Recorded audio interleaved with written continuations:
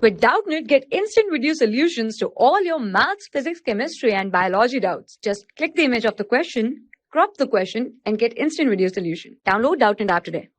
Hello everyone, the question is the area bounded by y is equal to 4 minus x square, y equal to 0 and y is equal to 3 is. Here 4 options are given, so we have to choose the correct one, okay? So let me write down the equation. The equation is given over here is y is equal to 4 minus x square and y is equal to 0, okay? So to I want to basically calculate the intersection point between y is equal to 0 and 4 minus x square. For that I am putting y is equal to 0 in this equation. Suppose this is equation number 1. So this will be 4 minus x square. So from here we can write x square is equal to 4. That means x is equal to plus minus 2. Okay. So this is the equation of parabola. So we basically know this is basically in the form of parabola x square is equal to minus 4y. Okay, so or rather we can write like this. So this will be like in the form of x minus alpha whole square is equal to minus 4 into y minus beta. That is the inform. So this type of parabola will be downward facing and whose vertex is some alpha comma beta. Okay, this like that. Okay, so let me clearly draw the parabola for our case. Y is equal to minus 4 minus x square. We can write this as like this. Okay, so let me just draw the parabola. Okay, so this will be like that. So this is my suppose y axis, this is my x axis suppose. Okay, and so this will be basically our parabola. Okay, this will be parabola and this point is basically minus 2 comma 0 and this point is basically 2 comma 0 and this is x, this is y, this is y dash and this is x dash. So y is equal to 0, that means the x axis, because in x axis all the value of y will be 0. Another curve is y is equal to 3. Okay, so we have to draw the y is equal to 3 curve. So this will be like that.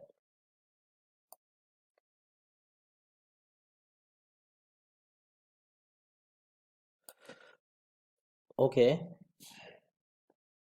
first let me calculate this point actually. Okay, let me calculate this point. So to find this point, this is basically y-axis. At y-axis our x should be 0. Okay, so our y will be 4. So this will be our 0 comma 4.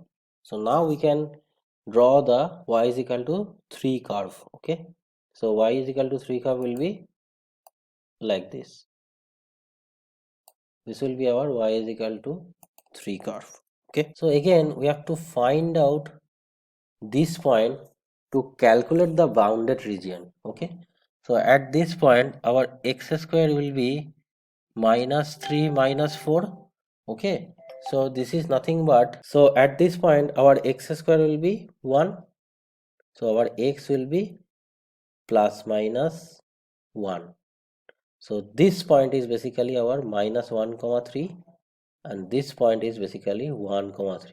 Since it is on y is equal to 3 curve, basically y is equal to 3 curve will be parallel to the x-axis too. Okay, so let me divide the region and calculate the area of the bounded region. Okay, so basically we have to calculate this area. Okay, so let me just shade the area. So we have to calculate this area. Okay, now you can see this composite area is sum of some part area. First one is, this will be A1, this is A2, this is A3. Okay, so you can see A1 is the area. If I point out with A, B, C, D, so this will be a rectangle. So the total area will be A1 plus A2 plus A3, where A2 is equal to A3, that is a part of the curve and x-axis basically. Okay, so let me calculate the area of A1.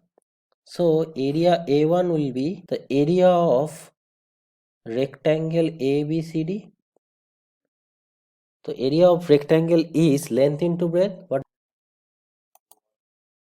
you can see from the diagram, rectangle area will be length into breadth. So our length, we can write CD or DC. So that is nothing but, this D point is nothing but minus 1 comma 0, and C point is 1 comma 0. So this will be, CD will be 2, and what will be BC? BC will be basically the height, that is 3. Okay, the Y value at this point B is 3.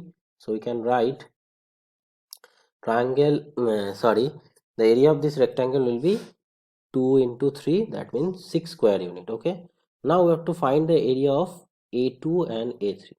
I'm going to find the area of A3, then I will just multiplying it by 2 to get A2 plus A3. So A3 will be y dx and the limit x of is will be from C to this point, end point, that is 1 to 2. So we can write A3 will be 1 to 2 y dx. So in place of y, we are just placing the equation y is equal to 4 minus x square, that is given in the question. So now we can write this as 4 dx 1 to 2 minus x square dx 1 to 2. To find the value of x square dx, I am using x to the power n dx formula, which will give x to the power n plus 1 divided by n plus 1. So by this formula we can write, this will be 4x limit 1 to 2, and this will be 1/3 x cube 1 to 2.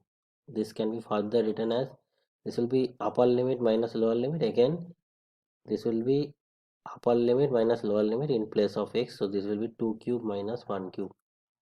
So finally we will get 4 minus 2 cube means 8 minus 1 7 by 3. So this will be like that. So 3 will be LCM. It will be 12 minus 7.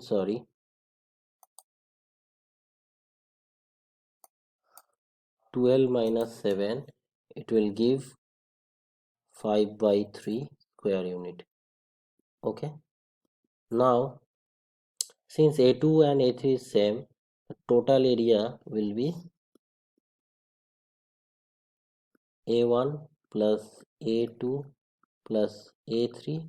A1 will get, we got 6, A2 we got 5 by 3, and A3 is basically, A3 we got 5 by 3, and A2 is basically nothing but A3. So this will be the total area bounded by those curves. So this will be 3 will be the LCM. So this will be 18 plus 5 plus 5. So ultimately we'll get 28 by 3 square unit. This is the final required area. Okay, so let me quickly go back to the option. So you can see option D is absolutely correct for this question. Okay, so option D will be our final answer. Thank you for choosing Doubtnut. For class 6 to 12, IIT JEE and NEET level. Trusted by more than 5 crore students. Download Doubtnut app today.